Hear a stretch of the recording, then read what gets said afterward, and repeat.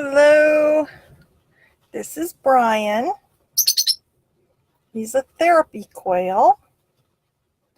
Me and my fiance Johnny hatched him back in last July, and he is he's very tame, as you can see.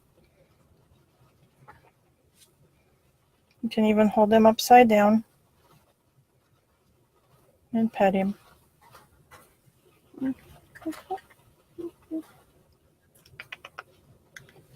Look at the people.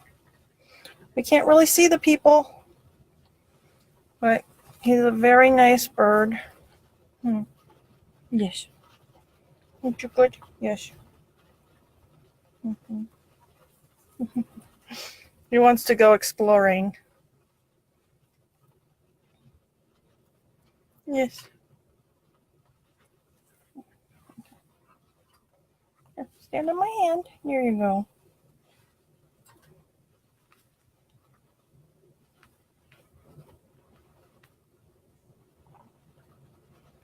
Yeah. So many people.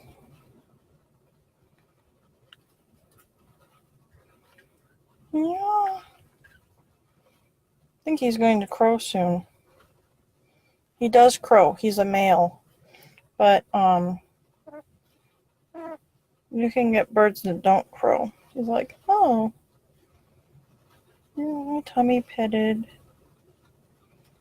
See? Anyways, these birds are very nice to tame.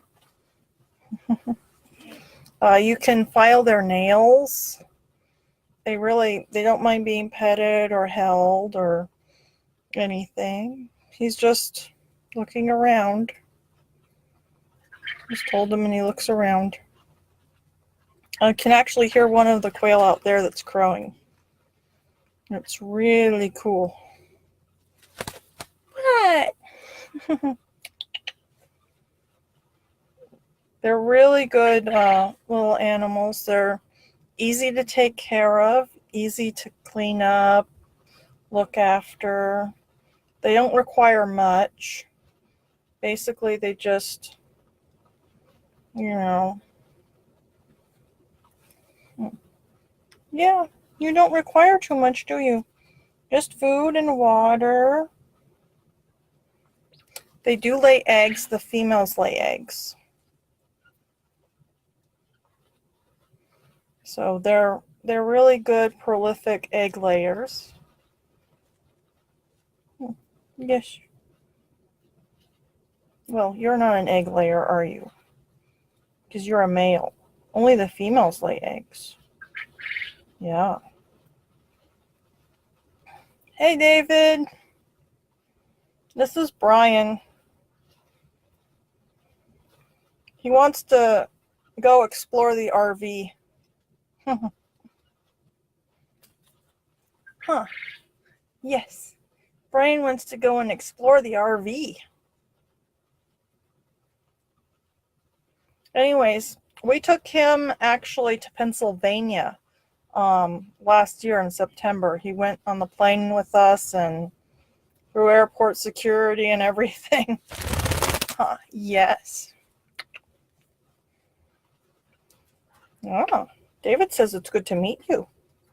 Yeah, you can't read yet, can you? Yeah, you can't read yet. Huh. Yes, such a nice bird. He's very pretty. Yes, you're very pretty. You're a very pretty bird.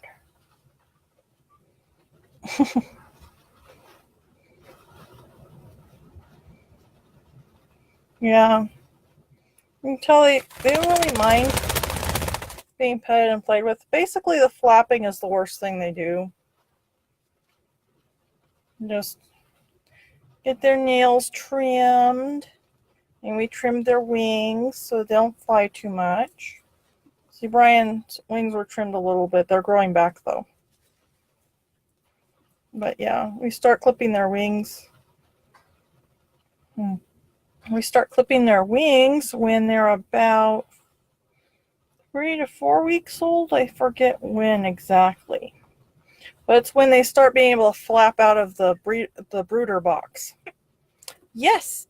Were you flapping out of your brooder box? Oh.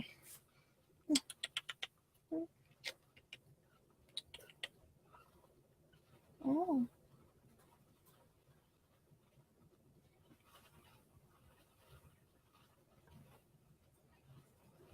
Yeah. Brian's having an interesting day, aren't you, Brian? Yeah. He stays with the chickens and the other animals, but right now he's in an isolation cage because we didn't have any mates for him. So we're going to get you some mates.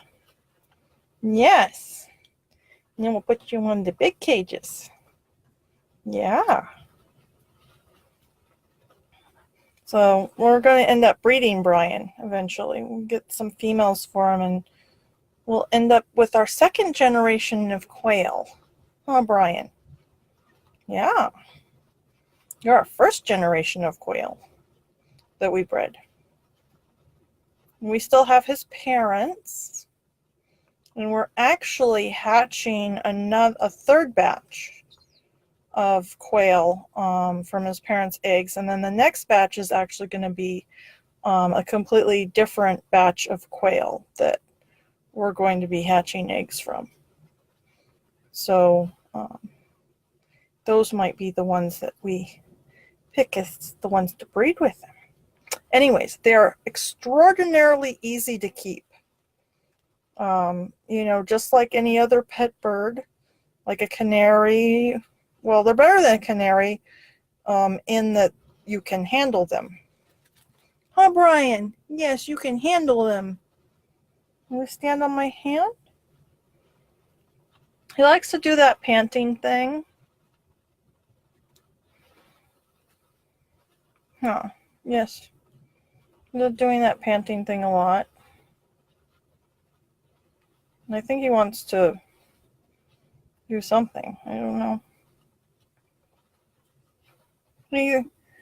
That panting thing is actually normal for them when they've been moving around and flapping a lot.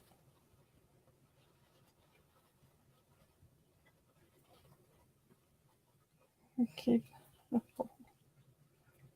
interesting. He's actually balancing on my finger here. Yes, you're balancing. Anyways, can't recommend these birds enough. They're just really good. Really, really good birds. They're really gentle and tame, and they're good for children and people with autism and all the different things. We also want to try and get them in senior homes. So having them in homes for senior people would be really cool. They're just really, really great birds. Yes, you're a great bird, aren't you? So cute. And they don't bite. They have this beak here, but they don't bite. They don't bite.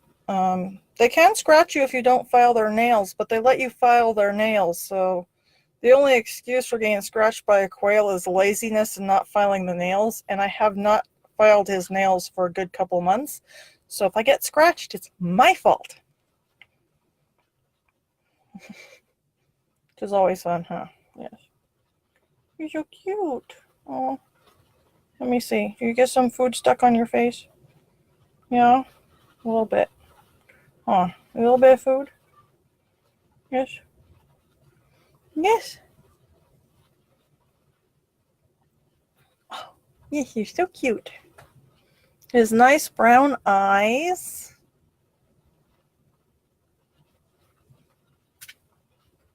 He's very nice.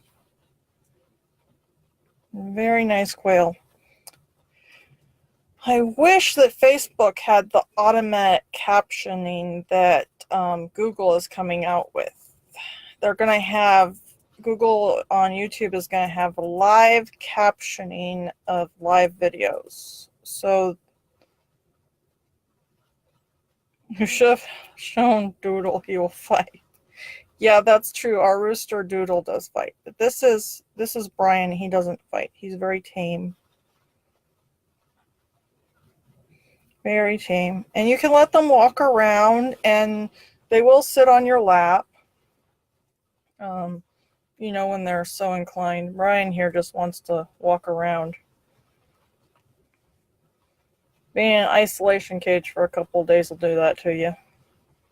Aw, we just didn't want the other quail to pick on you. Yeah.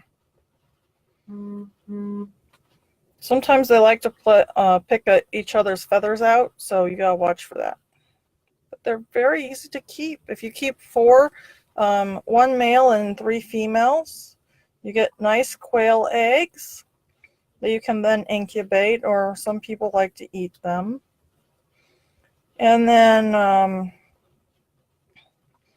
there's, you know, they're just really cool pets. More people should keep them. They don't take up much space at all. You can keep a single one, you know, they don't mind. Or you can keep 2 females together. You know, females usually are okay when they're kept together. It's the males, if you have 2 males, they tend to pick on each other a bit. But other than that, they're really great. They're just so great. Oh. They're just so gentle and nice. And they have their own personalities. Don't ya? Yes, you have your own personality. Yeah, but he's been across the country and back.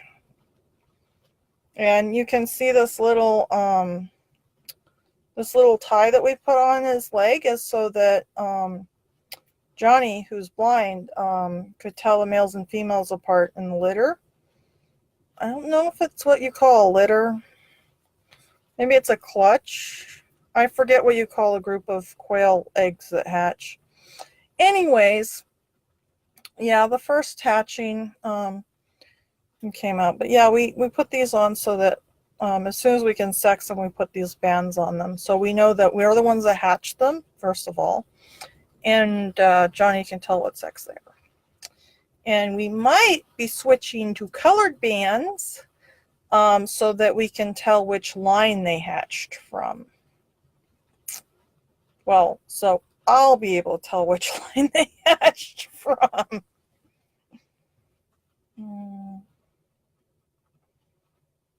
Yeah, it's Mother's Day. I still haven't been able to contact my mom. I have to call her after I put Brian back. Huh, Brian? Yes. Or do you want to call my mother too? You want to talk to my mother?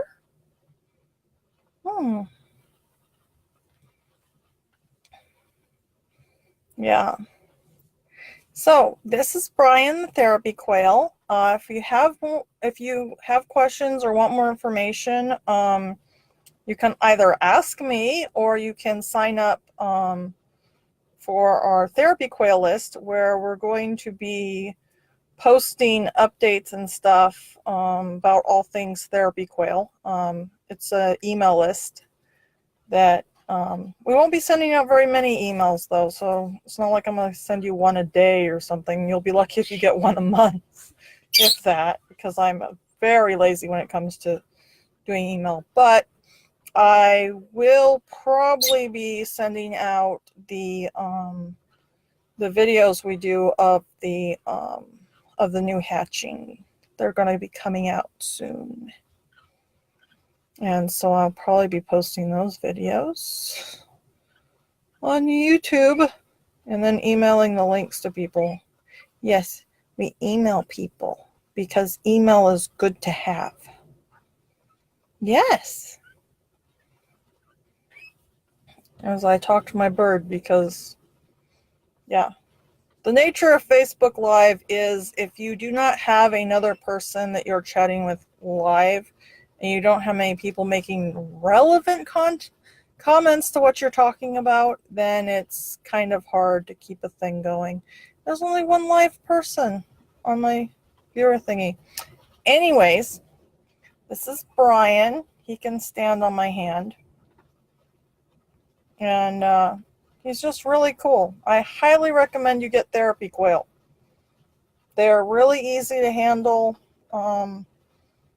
Even his parents are really, really easy to handle. I mean, he's been handled since he was a baby, but his parents, they were just, well, anyways, he's a Japanese Coturnix quail.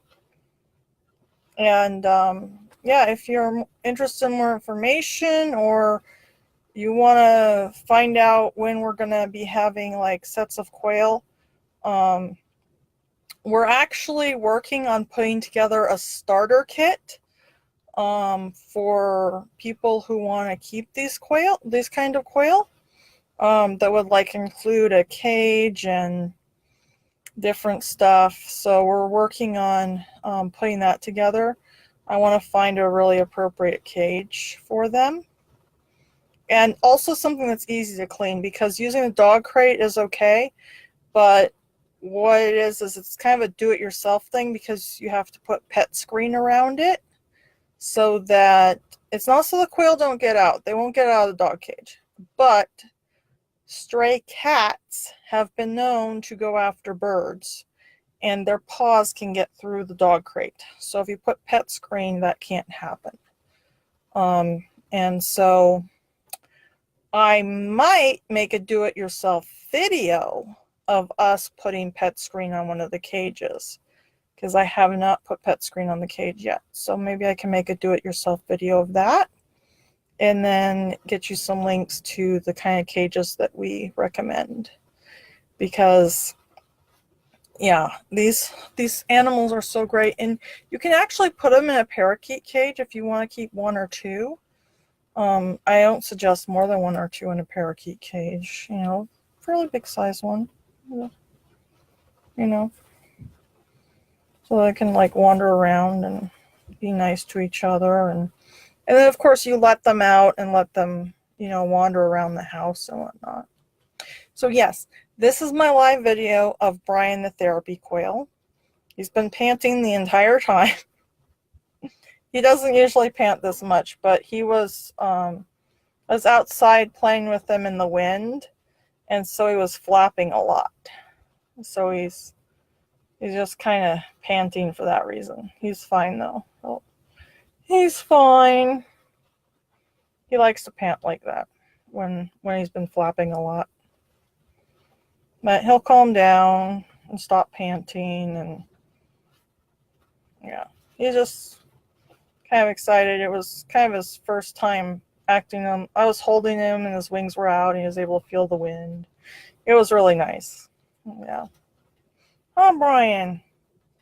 Yeah, you like to feel the wind. Yes, you do. As you can see, he's just sitting here on my hand, happy as can be. So they're very, very good pets.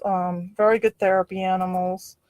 The kids learn to take care of them, and learn to do things with them, and they can read to them. They can talk to them. They're just really great animals, and they're it's kind of their nature to just be really nice and docile creatures, versus having therapy dogs are really great, and I highly recommend therapy dogs, but they can be a lot of work, a lot of upkeep, a lot of training goes into them. These guys, basically you're just keeping a pet bird that has these qualities and then using it in a way, and they can learn things too. They can. He learned to let us hold him upside down. So see, so you can hold him upside down like this. Play with his feet. A lot of quail, if you try and do this, they'll flap, but he's learned to be held upside down. So he's cool. Yes, you're cool, aren't you? Yes, you are. Okay, I am going to go and let Brian go back to his cage so he can get a drink of water. And I am going to post this video on different channels. Huh, yes, yes. Are you trying to escape? He's like, I want to go explore what's behind there. Yeah. He's so cute. Okay, so I'm gonna go. If you have any questions, let me know. I'm available pretty much all the time unless I'm asleep. But you can reach me on Facebook Messenger. But please, if you have any interest in quails, sign up for our list. It's really cool. I changed it now so it doesn't require a phone number. So yeah, when you sign up for the list, it'll be really cool. Because it's just a name and an email address now. Because before it was asking first name, last name, email, phone number. Why do I need all that information? Just a first name and an email is good enough. So yeah, change that form. I won't get into the complications of form building, but yeah. I have some software that makes it really easy though. But this is a quail. So ask questions about Brian the Quail, because we like it when people ask us questions. And I'm going to go now. I'll see you guys later.